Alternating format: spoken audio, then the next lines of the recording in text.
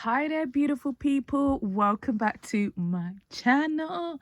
It's another comparison video. Guys, you know I love doing a comparison video.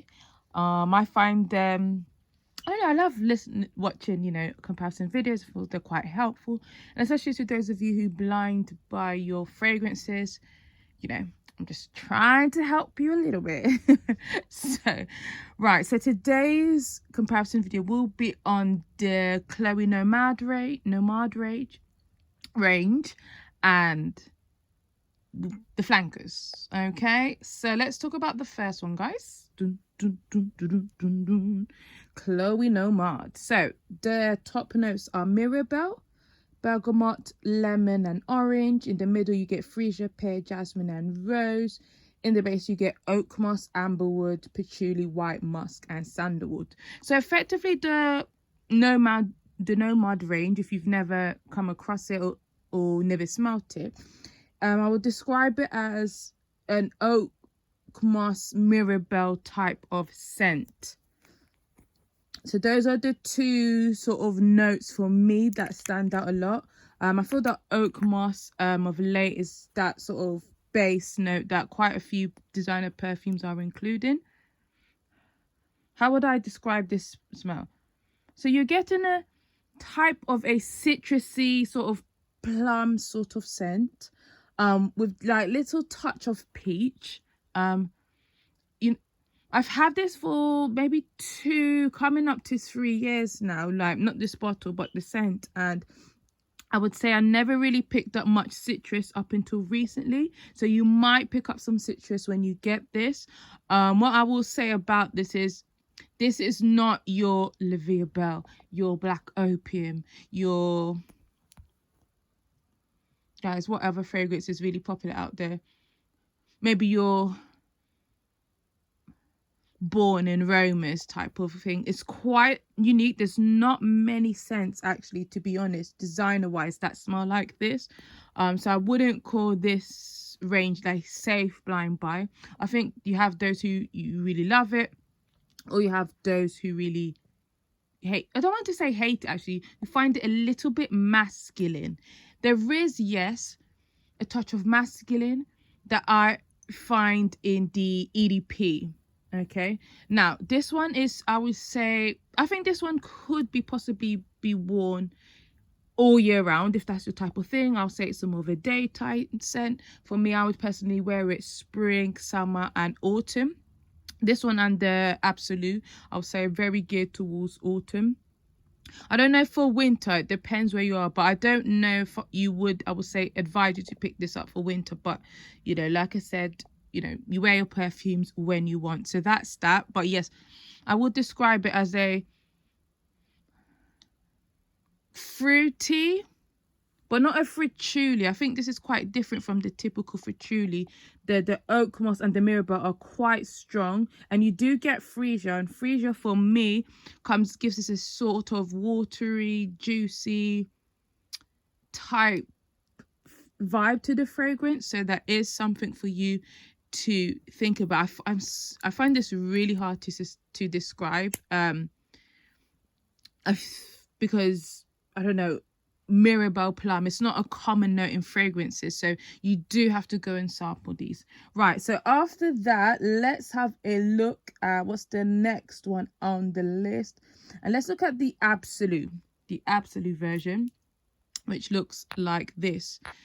So it's quite dark looking. The juice is darker. The cap has a sort of this really dark sort of tan look. It just screams autumn. I don't know about you, but yeah. So let's go through the notes. So you do get so this is according to Fragrantica. So there might be other notes in this. You get the Mirabelle plum at the top. You get the oak moss, but this time it's in the mid along with Divana. Now, Divana is a note, if you've smelt this Sea Intense 2021 version, the red bottle, that also has this same Divana type feel to it. You've got sandalwood and you have some musk. Now, for me, the two Nomads I've mentioned, I personally don't pick up much musk at all. So if you are someone who doesn't really enjoy musk, you are safe with these ones. Now, this one, I would describe it as an Absolu or a stronger, deeper version, intense version of the original. They don't smell that identical though. Like they're not straight on, oh, it's just an intense version. The original is much more brighter, has a brighter feel to it, whilst this one, as I've said, is more deeper, it's more darker, it's a bit more richer.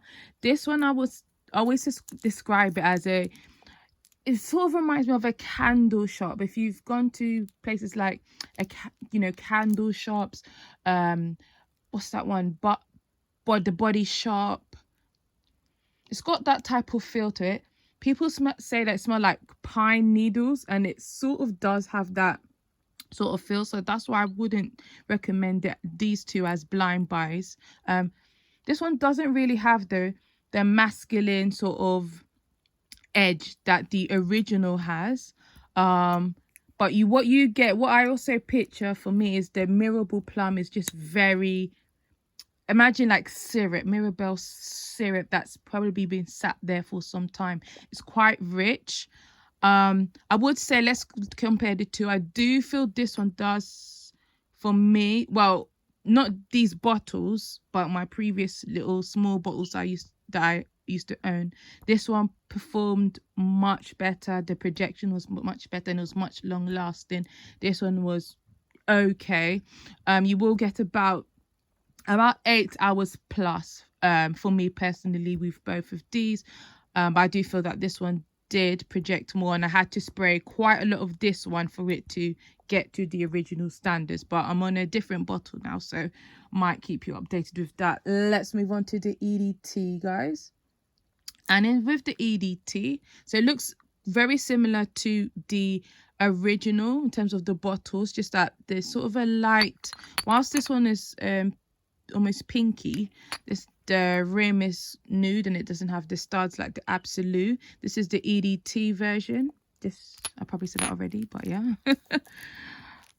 Okay, so lychee, Mirabelle, citrus, yes, freesia in the mid, rose and Davana, and oak moss. So you can see that they all have the Mirabelle plum and they all have oak moss. They just differ in terms of the original has rose, but this one doesn't.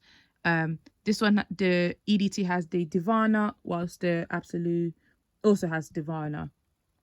So yeah, so how I would describe this one is it's much more closer to the original than the Absolu. It's much more closer to the Absolu. To the original. It's nothing like, there's elements of the Absolu there, like you could tell it's a flanker, but it's not straight sister, Anyway, so this one I'll describe again is more fresher, so even more juicier, and in fact, in a strange sort of way, it's more fruitier. It's really weird. Like the Absolu is quite like a syrupy sort of fruitiness.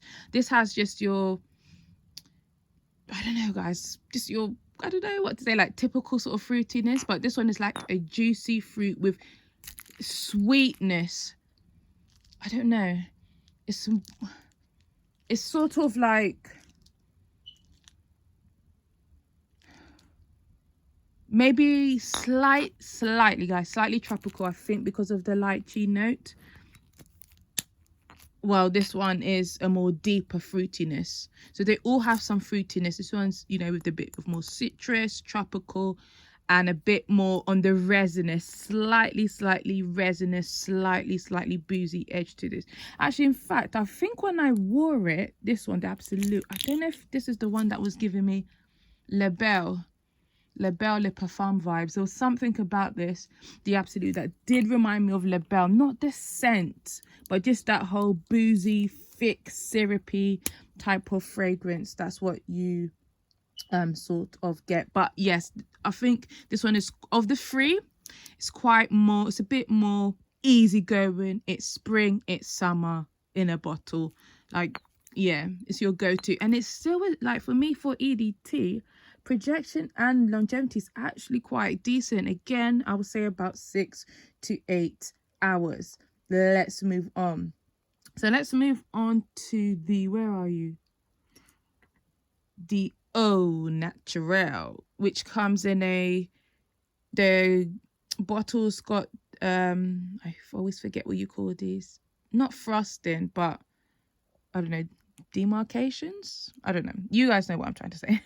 The cap again, it's a bit more brown, but don't get, I mean, you won't get confused because look at the bottle and it says it for you. Let's look up, let's have a look at the notes. So what we have at the top is dates, so it's really, really, really interesting. Then you have Mirabelle plum, obviously. Then you have some Egyptian jasmine and freesia in the mid, and then the base you have vanilla, sandalwood, and oak moss. So let me just shuffle these for you. Let's talk about it. So let me even remind myself of what this smells like. Yeah, straight out the gate, for me, is it a flanker? I'm not really sure. I don't personally pick up the Mirabelle plum that much. What I pick up is white florals. So for me, the jasmine is very heavy here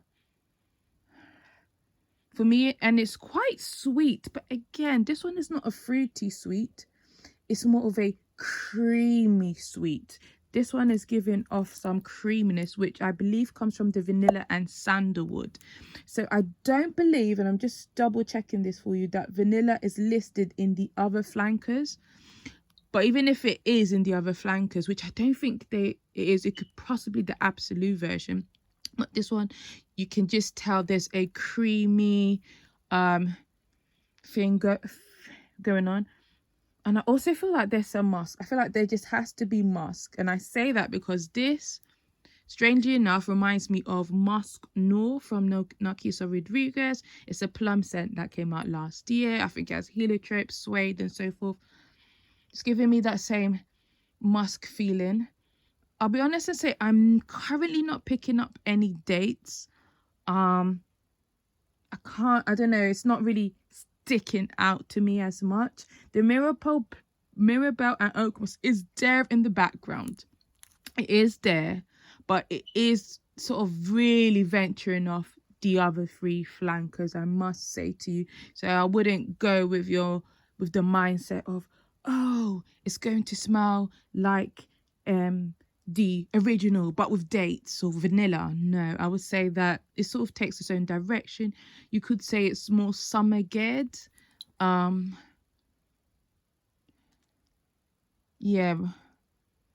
I say this would be more spring, summer. I wonder if you could get away with rocking this in the winter, autumn.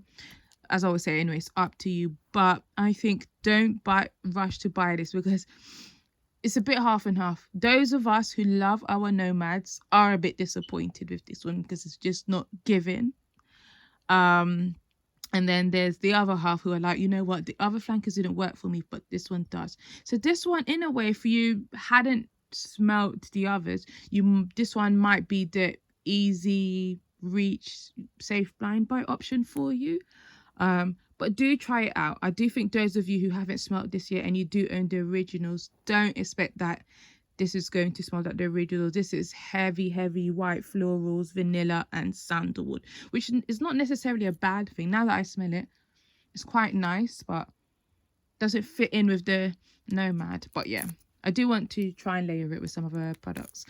But yeah, anyway, so that's my take. So let's just quickly sort of go through it all.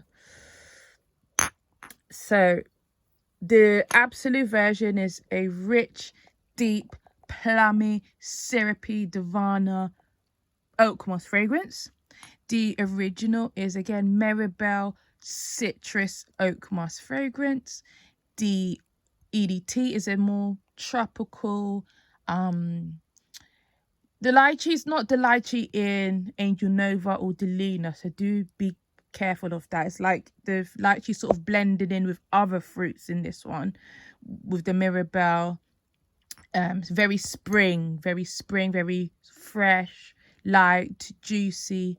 And then we have the Naturelle, which is more heavy on the white florals, heavy on vanilla and sandalwood, and sweeter, but from a almost gourmand sense. Almost gourmand. All right, guys. 15 minutes in, I am done. Thank you so much for watching. Thank you for your support. Don't forget to hit the subscribe button. Bye.